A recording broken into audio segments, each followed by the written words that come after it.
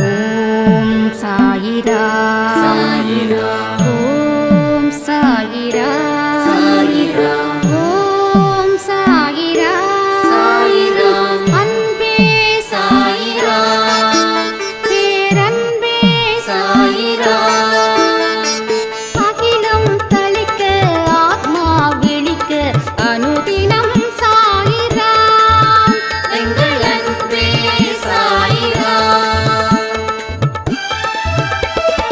ஒன்றே இறைவன் ஒன்றே பூமிக்கென்றும் சாயிரா சரணம் சாயிரா நன்றே செய்து வாழ்வோம் நாம் ஒன்றே செய்து வாழ்வோம் அன்பே சாயிரா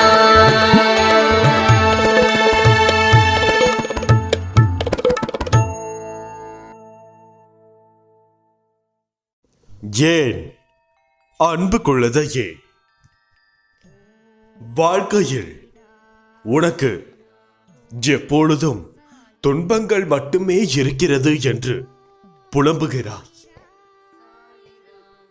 ஆனால் நான் என்ன கூறுகிறேன் என்றால், உன்னுடைய வாழ்க்கையில் சரிசமமாக இன்பமும் இருக்கிறது.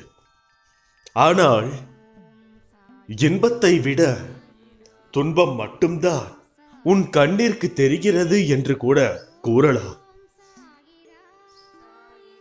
நீ மகிழ்ச்சியாக இருப்பதை பார்ப்பதற்கே நான் என்றும் விரும்புகிறேன். எப்பொழுதும் உன்னை கைவிட மாட்டேன். உன் எண்ணங்கள் அனைத்தும் நிச்சயம் நிறைவேறும். என் ஆசீர்வாதங்கள் என்றென்றும் உனக்கு துணை நிற்கும். அப்படி இருக்கும் பொழுது எதற்காக தேவையில்லாமல் கஷ்டப்படுகிறாய்? வேண்டாம். கஷ்டம் என்பதே ஒரு பொழுதும் வேண்டவே வேண்டாம். ஏனென்றால் உன்னுடைய மனதில் சிம்மாசனம் போட்டு அமர்ந்திருக்கிறேன். அப்படி இருக்கும் பொழுது தேவையில்லாத பயங்களோ சஞ்சலத்திற்கோ நீ உன்னுடைய மனதிற்கு இடம் கொடுக்காதே. தேவையில்லாத விஷயங்கள் உன்னுடைய மனதிற்குள் வந்தால் தேவை இருக்கும் விஷயங்கள் உன்னை விட்டு போய்விடும். ஆகையால் நீ உன்னுடைய வாழ்க்கையின் நலனை கருதி தேவையில்லாத விஷயங்களிற்கோ மனப்போக்கிற்கோ உன்னுடைய மனதை விட்டு கொடுக்காதே. உன் உள்ளத்தில் நிம்மதி பறக்கும். நீ நினைத்த காரியங்கள் நடக்கும். நிச்சயமாக நடக்கும்.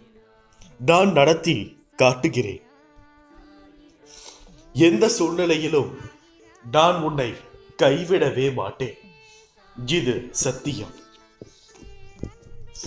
உன்னை சுற்றி எத்தனையோ மனிதர்கள் தேவையில்லாத வதந்திகளை பரப்புவதில் முன்னதாக இருப்பார்கள்.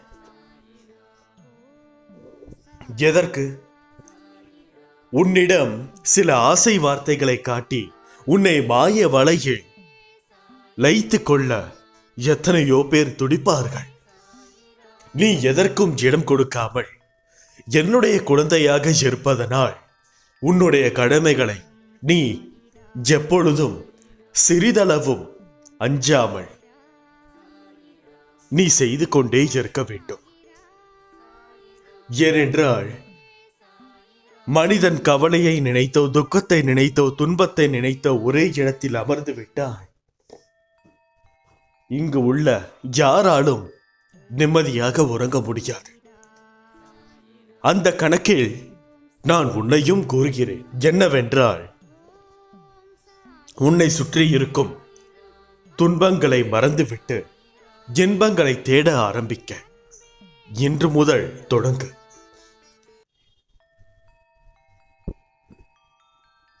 உன்னை தேடி வரும் ஜீவராசிகளுக்கு உன்னால் முடிந்த அளவிற்கு உணவை வை. ஏனென்றால் அனைத்து ஜீவராசிகளிலும் நான் இருக்கிறேன். அப்படி இருக்கும் பொழுது தேவையில்லாமல் அதை விரட்டுவதோ வேண்டாம். அதற்கு நல்லது செய்யாவிட்டாலும் கெட்டதை செய்ய வேண்டாம். உன்னிடம் எதுவும் இல்லை என்றால் அதை அப்படியே விட்டுவிடு.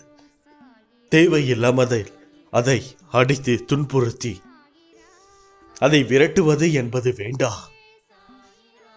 ஏனென்றால் அது அதனுடைய தேவையில்லாத கர்மாக்களை நீ சுமக்க வேண்டியதாக இருக்கும்.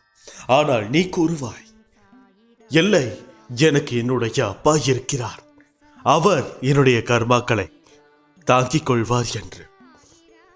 ஆனால் யாருடைய கர்மாக்களையும் நான் என்னால் குறைக்க முடியாது.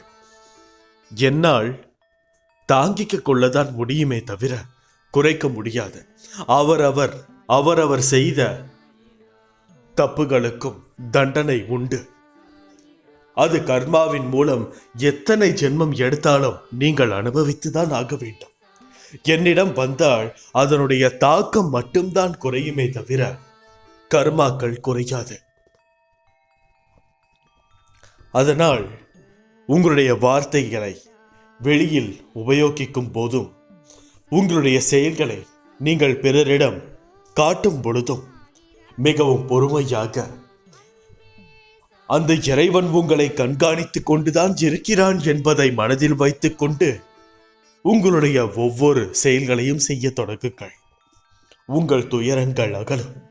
இந்த சாயப்பா மேல் நீ கொண்ட நம்பிக்கை என்றுமே வீண் போகாது. முக்தி என்பது ஆசைகளை துறந்த நிலை. அந்த நிலையில் உயிரானது வேறு எந்த ஒரு உடலை தேட வேண்டிய அவசியம் இல்லை. இறைவனிடத்தில் ஒளி வீசிக் கொண்டிருக்கும் பிறப்பாளா அந்த நிலையை முக்தி எனப்படும். நன்மைக்கே அனைத்திருக்கும் நன்றி கோடான கோடி என்று இறைவனுக்கு கூறிவிட்டு உன்னுடைய கடமைகளை செய்து கொண்டே இரு. நீங்கள் விரும்பிய வாழ்க்கை தானாகவே கிடைக்கும்.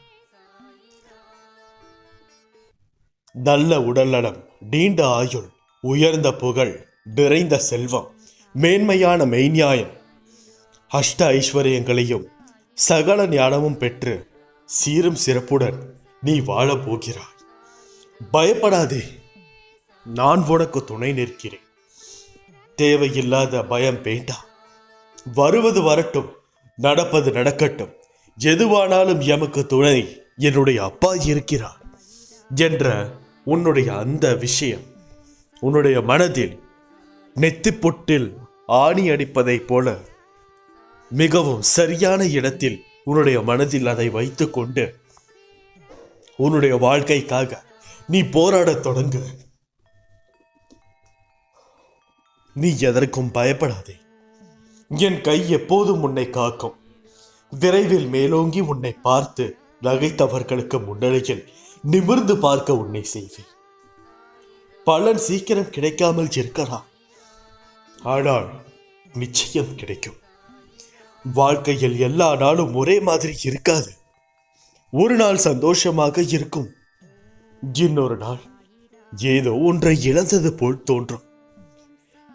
இவை அனைத்தும் எல்லாருக்கும் நடக்கும். அவரவர் வாழ்வில் இதற்கு காரணம் தேடினால் நீ வாழ்க்கை முழுவதும் காரணத்தை மட்டும்தான் தேட முடியும். என்றைக்கும் வாழ்க்கையில் எதையும் நீ பெரிதாக யோசித்தால் அது பெரிதாக தோன்றும். நீ எந்த சாயலில் ஒரு விஷயத்தை நோக்குகிறாய் என்பதில்தான் உள்ளது. வாழ்க்கைக்கான பாதைகள் கடினமாக இருந்தாலோ சுலபமாக இருந்தாலோ முக்கியம் இல்லை.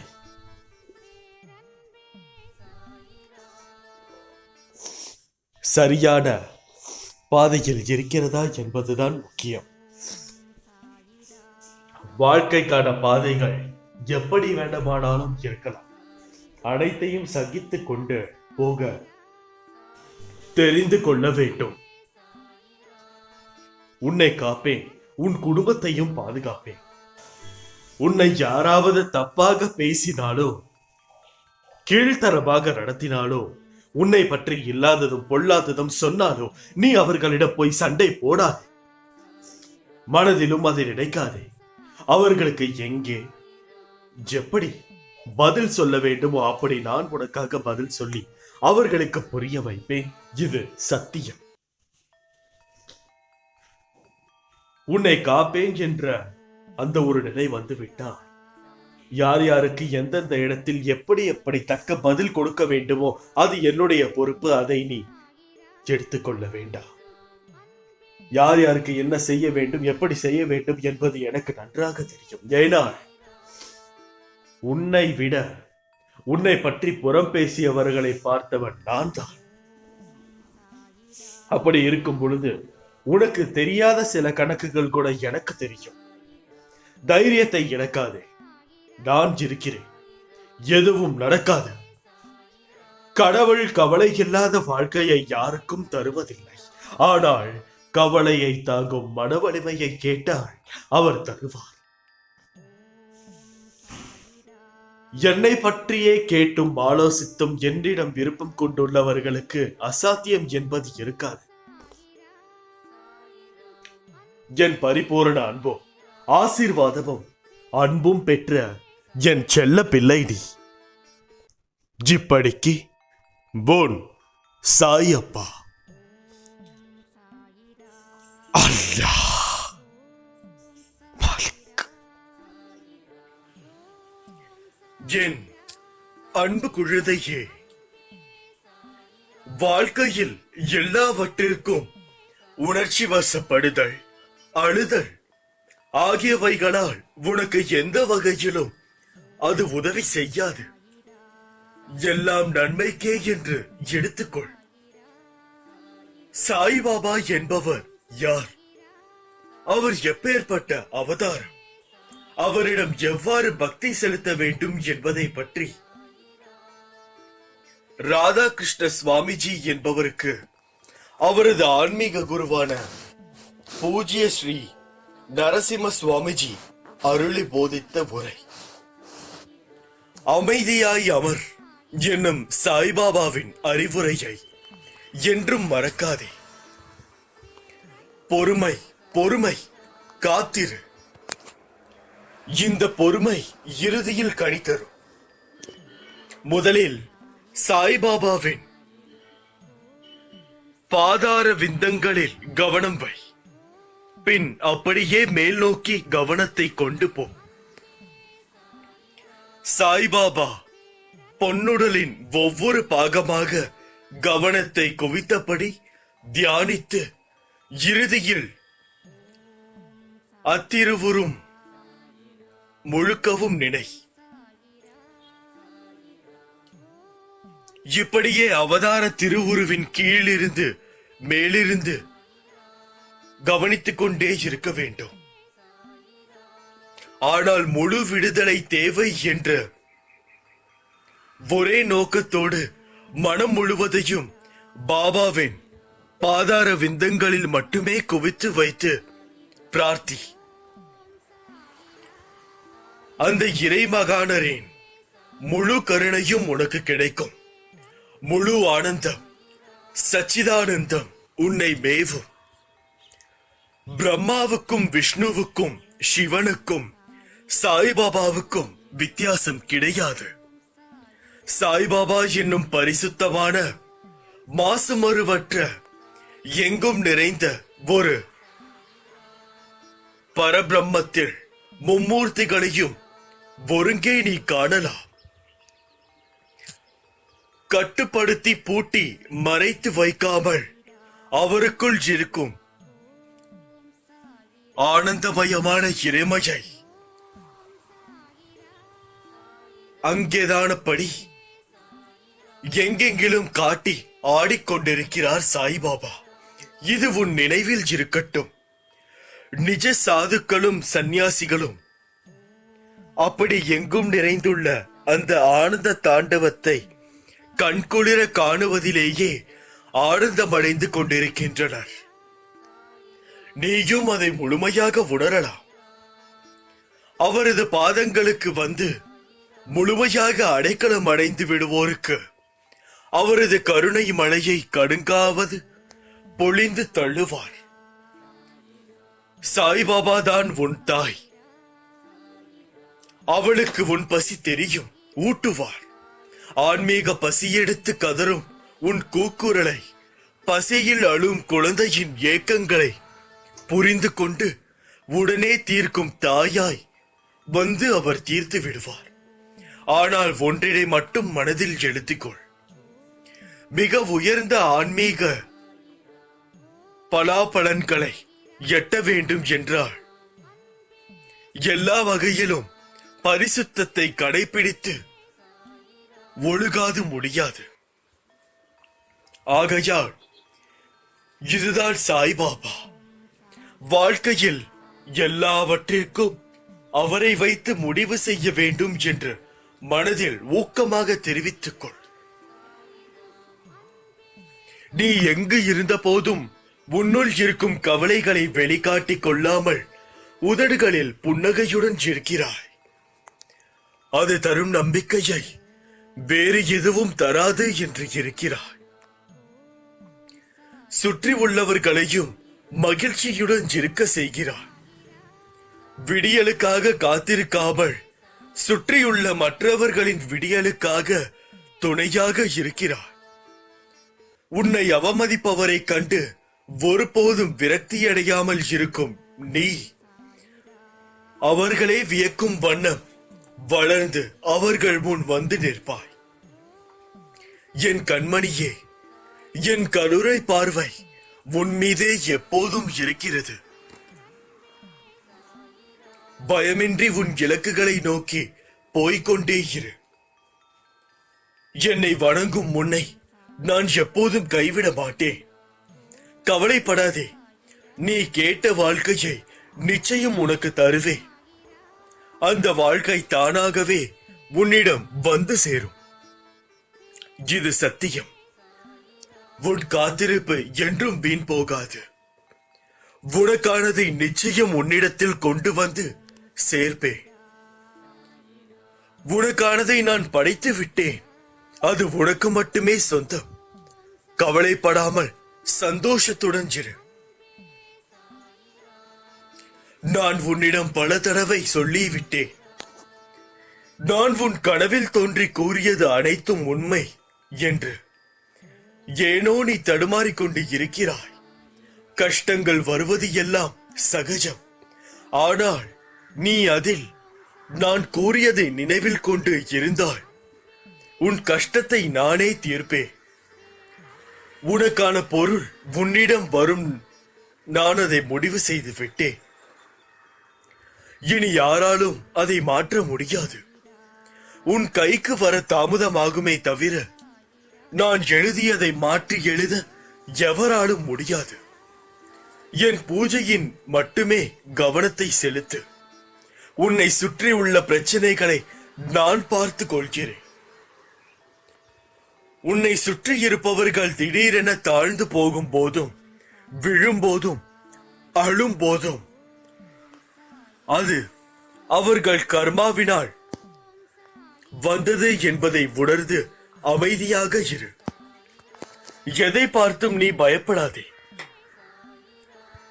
நான் எதுவரை உன் அசைக்க முடியாத நம்பிக்கையாக இருக்கிறேனோ அதுவரை உனக்கு எந்த தீங்கும் வராது. உனது கரங்கள் கால்கள் திடப்படுத்தப்படும்.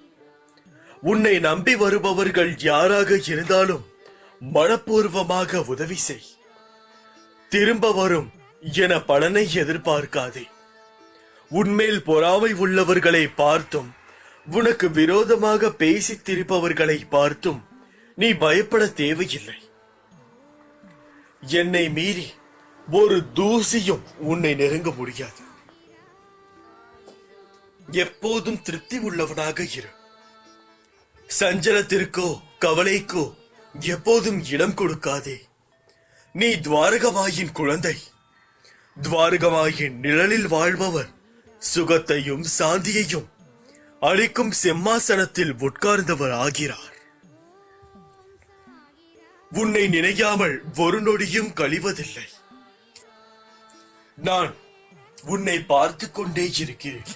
ஒவ்வொரு நிமிடமும் ஒவ்வொரு நொடியும் ஒருவன் என் நாமத்தை அன்புடன் உச்சரிப்பானாகில் நான் அவனுடைய ஆசைகளை பூர்த்தி செய்து அவனுடைய பக்தியை அதிகப்படுத்துவேன். தெய்வீக பாதையில் செல்லும் போது தடைகள் வருவது தெய்வம் உன்னை சோதிப்பதற்காக அல்ல, பக்கபலமாயிருந்து உன்னை ஜெயிக்க வைப்பதற்காக என்பது மறவாதே. பெறுவதற்கு மிகச் சிறந்த வழி கொடுத்தாலே ஆகும். தட்சிணை கொடுத்தால் என்பது வைராக்கியத்தை வளர்க்கிறது. அதன் மூலம் பக்தி, ஞானம் இவற்றை விருத்தி செய்கிறது. ஒன்றை கொடுத்து 10 திரும்பி பெறுங்கள். நிச்சயமாக உங்களுக்கு கிடைக்க வேண்டியது கிடைக்கும். உன் நம்பிக்கை என்றுமே வீண் போகாது. படைத்தவனுக்கு தெரியும் உன்னால் எவ்வளவு பாரம் சுமக்க முடியும் என்று. ஆகவே நீ தளர தேவையே இல்லை. ஏனென்றால் என்னுடைய பிள்ளையாக இருந்து கொண்டு இதை எதையும் நீ செய்ய தேவையில்லை. எவன் ஒருவன் என்னை முழு மனதுடன் நேசிக்கிறானோ அவனை எந்த நேரத்திலும் எந்த இடத்திலும் என்னுடைய பக்தியை முழுமையாக பெறுவான் என்பதில் எந்தவித சந்தேகமும் இல்லாமல் நான் உங்களுக்கு வாக்களிக்கின்றேன். என்னுடைய பக்தன் என்னுடைய குழந்தைகள் அனைவரும் இப்படிக்கு உன் சாயப்பா அல்லாஹ் பாலிக்.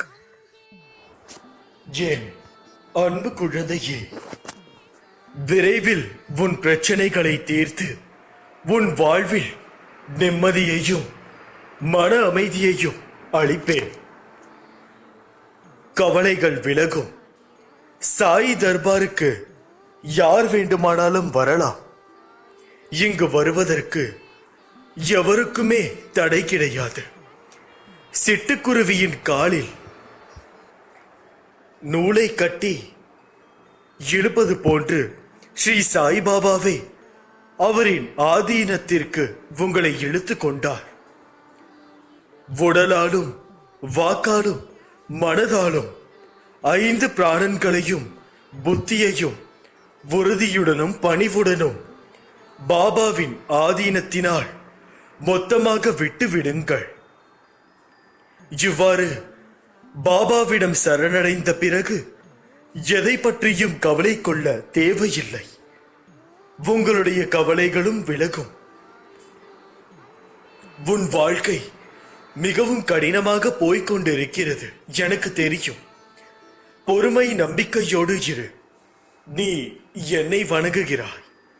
உனக்காக உன் பாதையை தான் நான் பொறுமையாக அமைத்துக் கொண்டிருக்கிறேன். நல்லதே செய், நல்லதே நினை, நல்லதே நடக்கும். யாருக்கும் கெட்டது நினைக்காதே. உன்னை வாழ்க்கையில் ஏற்றிவிட நாள் வந்து விட்டது. கவலைப்படாதே குழந்தையே. இதுவரை நீ பட்ட கஷ்டங்களுக்கும் வேதனைகளுக்கும் ஒரு முடிவு வந்து விட்டது. இனி உன் வாழ்வில் கஷ்டம் என்பதே இருக்காது. இது என்னுடைய சத்திய வாக்கு. என் வாக்கு என்றுமே பொய்யாகாது. படிப்பு ஒருவன் அறிவாளியாக மாற்றும் என்றால் எப்போதும் அன்பு ஒன்றுதான் ஒருவேளை மனிதனாகவும் மாற்றும். கவலைகள் நிச்சயமாக உனக்கு விலகப் போகிறது. இன்னும் கொஞ்ச நாட்களில் நான் இருக்க பயமே. பயப்படாமல் உனது வேலையை துவங்கு. என்றும் உன்னுடன் துணையாய் நான் இருப்பேன். வெற்றி பெறுவாய். துன்பம் வந்த போதும் கூட என் மீது நம்பிக்கை குறைவுபடாமல் இருந்தால் அவர்களுக்கு என் உதவி கண்டிப்பாக கிடைக்கும்.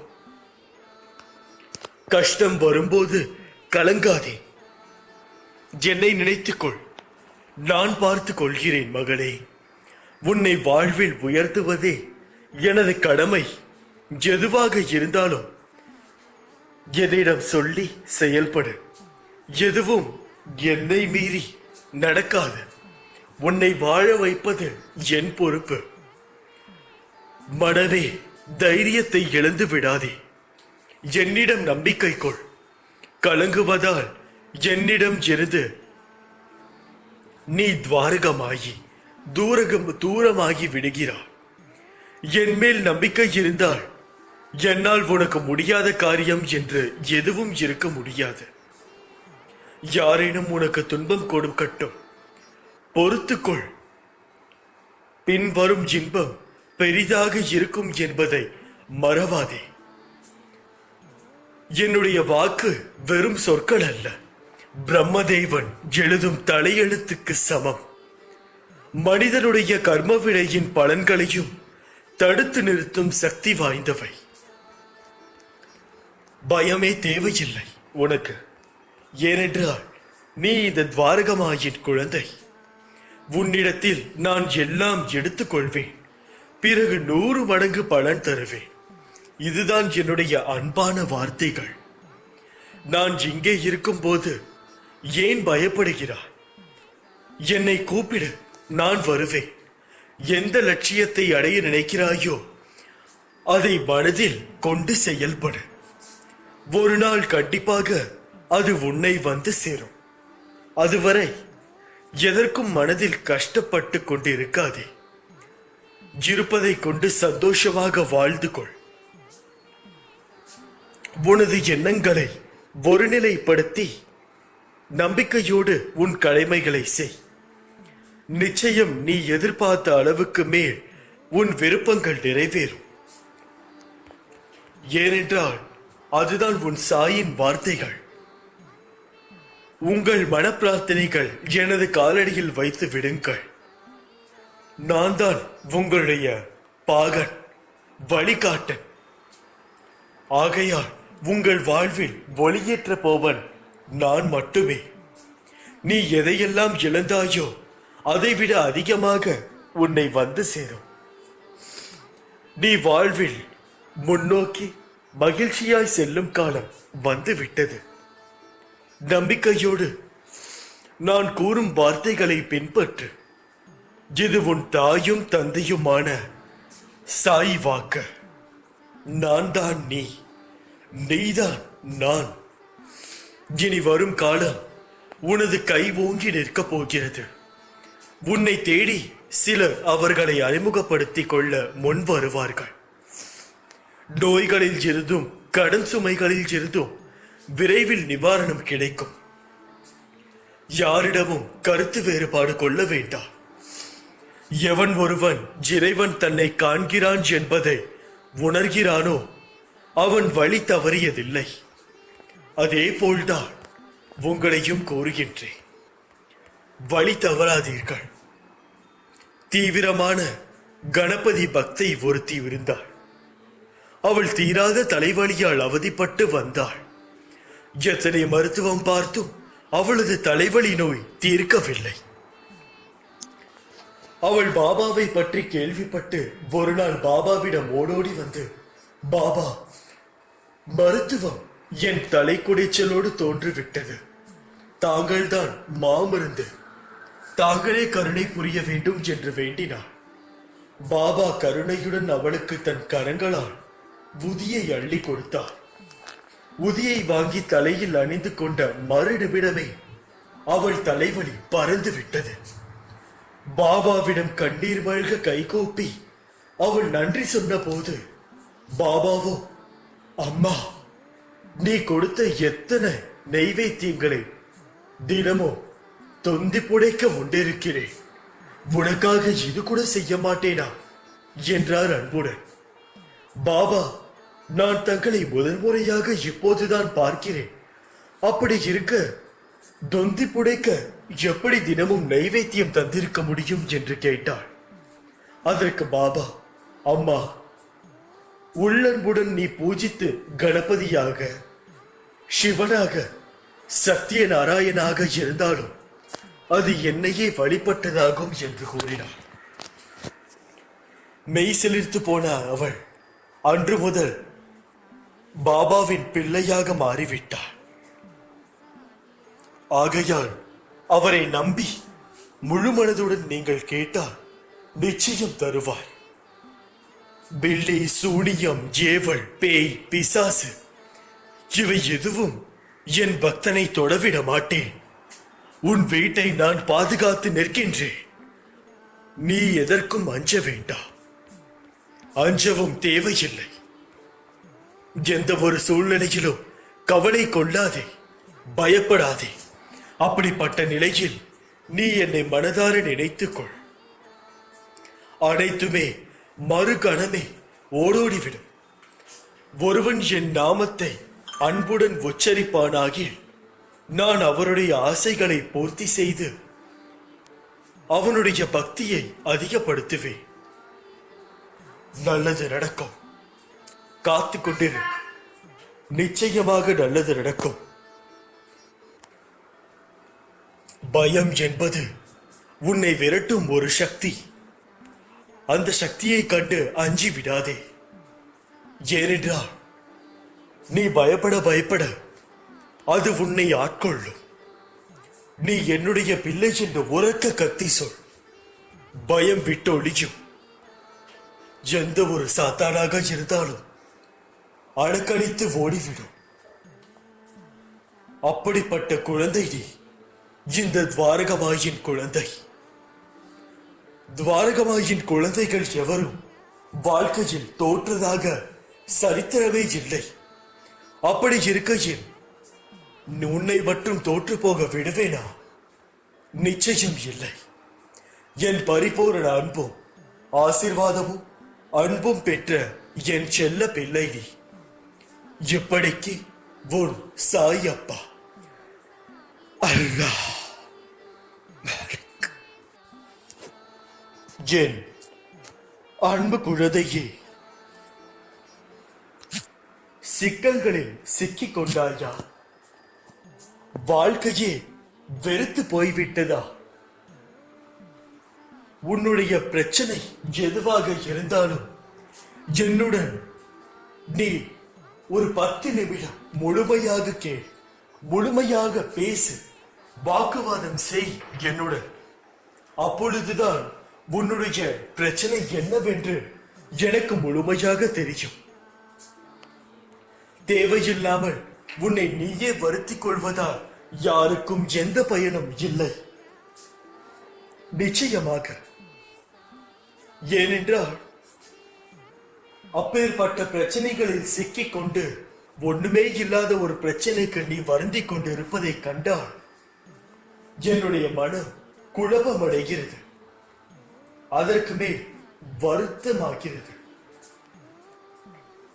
அடுத்தவர்களால் ஒருபோதும் நன்மை இல்லை என்பதை உணர்த்தவே அவர்களின் சுயரூபத்தை உனக்கு வெளிப்படுத்தினேன். ஆனால் நீயும் வெகுளியாக இருந்து விட்டாய். உனது அன்பு குணத்தை, அப்பாவித்தனத்தை அவர்கள் பயன்படுத்திக் கொண்டார்கள். பொருளையும் நம்பிக்கையும் நீ இழந்து விட்டாய். அவமானமும் பட்டாய். அந்த கெட்ட காலங்களை நினைத்து பார்க்க வேண்டாம். அவையெல்லாம் பஞ்சு மெத்தையில் உனக்காக வைக்கப்பட்ட பெரிய முட்களை போல குத்திக் கொண்டிருந்தவை. காலங்கள் மாறிவிட்டன குழந்தையே. இனி வரும் காலம் எல்லாம் வசந்த காலங்கள் தான். உனது கையை பிடித்து தூக்கி நிறுத்துகிறேன். இந்த உலகில் என்னை விட உண்மையான உறவுகள் யாரும் இல்லை என்பதை நீ புரிந்து கொள்ள வேண்டும் என்பதற்காகவே பொய்யான உறவுகளை உன்னிடம் இருந்து விலக்கி வைத்தேன். நீ ஆனந்தமாக இருக்க வேண்டும் என்பதற்காக தான் செய்தேன். ஆனந்தம் என்ன என்பதை நீ உணர்ந்து கொள்வதற்காக செய்தேன். ஆனந்தம் மனம் மகிழ்ச்சியாக இருக்கும் போது அல்லவா வருகிறது? மன மகிழ்ச்சி எப்போது வருகிறது? உன் கோரிக்கைகள் அனைத்தும் நிறைவேறிய பிறகுதானே வருகிறது. அதனால் உனது கோரிக்கைகளை எல்லாம் நிறைவேற்றி உன்னை ஆனந்தமாக வைத்துக் கொள்ளவே நான் முயற்சி கொண்டிருக்கிறேன். என்னுடைய முயற்சி என்றும் வீண் போகாது. அதற்காக உங்களுடைய பிரார்த்தனைகளும் வீண் போகாது. உன்னுடைய வாழ்க்கை என்னும் ஓட்டத்தை என்னிடம் தந்துவிட்டால் இந்த வாழ்வென்னும் கடலை கடக்க நான் உதவி செய்வேன். நீ துணியில் இருந்து வரும் புகையை சுவாசித்தால் உன் உடலில் உள்ள அனைத்து நோயும் நீங்கிவிடும். துவாரகமாகி மற்றும் என் சமாதியின் பெருமைகளை நீ உணர்ந்து கொண்டால் என்னை நீ பார்க்க முடியும். உன்னுடைய வாழ்க்கையை என்னிடம் தந்துவிட்டால் உன்னுடன் வாழ்வில் ஒரு அங்கமாக நான் இருப்பேன். வியாழன் அன்று தரப்படும் என்னுடைய பிரசாதத்தை பணிவுடன் ஏற்றுக்கொண்டால் அனைத்து நன்மைகளுக்கும் உனக்கு கிடைக்கும். என்னையே நீ நினைத்துக் கொண்டிருந்தால் அனைவரும் உன்னையே நினைத்துக் கொள்வார்கள். என்னையே நீ வேண்டிக் கொண்டால் உன்னுடைய அனைத்து வேண்டுகோளின் போதும் நான் வந்து உனக்கு வழிகாட்டுவேன். என்னை தூய கண்களுடன் நீ தரிசித்தால் அனைத்து மந்திரத்தையும் அன்புடன் பார்க்க வைப்பேன்.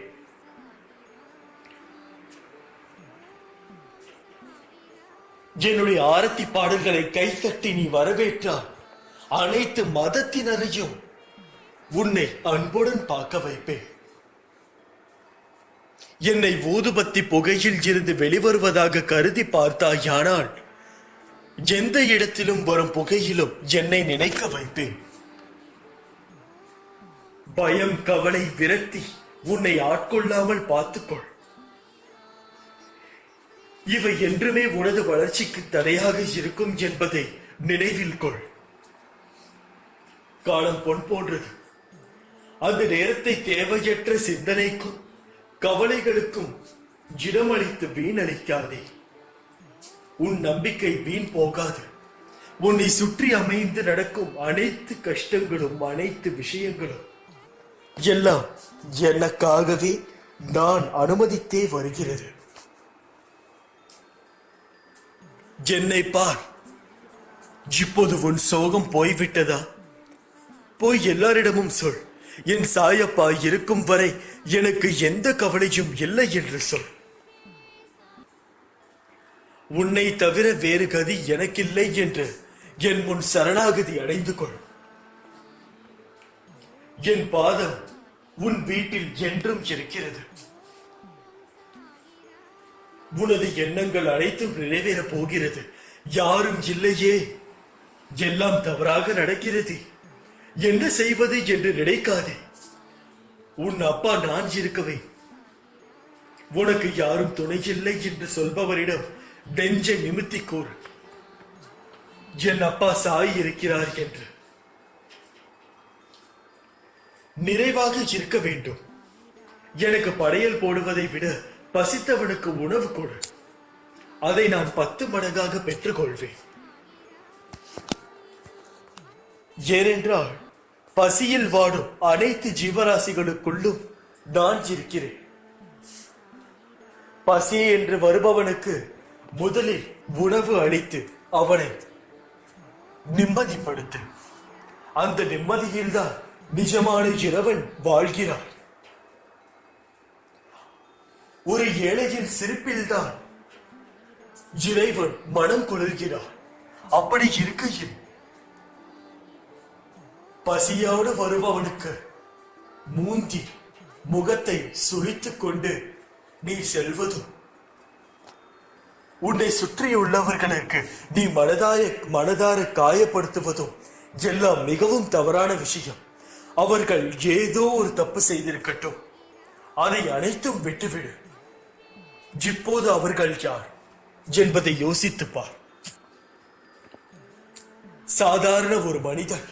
அப்படி இருக்கையில் அவர்களை மேலும் மேலும் குத்தி குத்தி கஷ்டப்படுத்தினார்.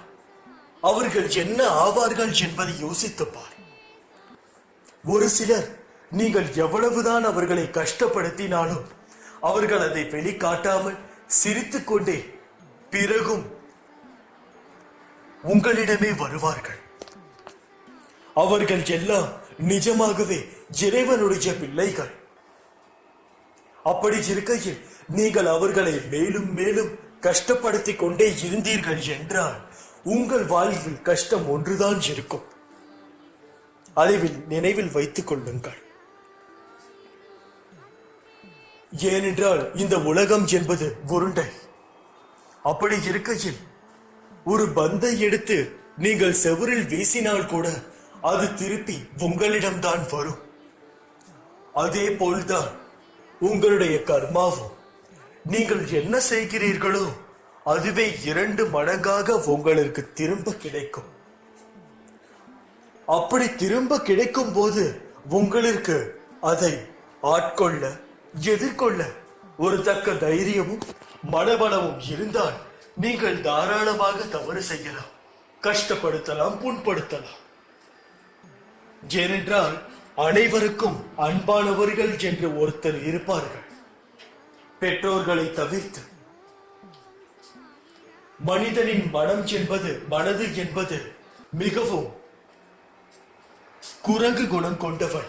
எப்போது எங்கு எப்படி மாறும் என்று யாராலும் சொல்ல முடியாது. நீங்கள் ஒருவரை உங்களை நாடி வந்தவர்களை புண்படுத்தினீர்கள் என்றால் நீங்கள் ஒருவரை நாடி இருப்பீர்கள். அவர்கள் உங்களை நிச்சயமாக புண்படுத்துவார்கள். அதை எதிர்கொள்ள உங்களுக்கு மனதைரியமும் இருக்காது. வாக்குவாதம் தான் மேலோங்கும். பிறகு அந்த நபர் உங்களை விட்டு சென்று விடுவார்கள். ஆகையால் எந்த ஒரு சூழ்நிலையிலும் எந்த ஒரு மனிதனையும் அரவணைத்து பழகுங்கள், அன்பு காட்டுங்கள், அன்பு செலுத்துங்கள். அதற்காக அன்போடு சார்ந்து இருக்காதீர்கள். இப்படிக்கு உன் சாயப்பா. என் பரிபூரண அன்பும் ஆசீர்வாதமும் அன்பும் பெற்ற என் செல்ல பிள்ளை நீ. உனக்கு சீரும் சிறப்புமான வாழ்க்கை காத்து கொண்டே இருக்கிறது. அனைத்தும் உன் கையில் தான் இருக்கிறது. அல்லாஹ் பாலிக்.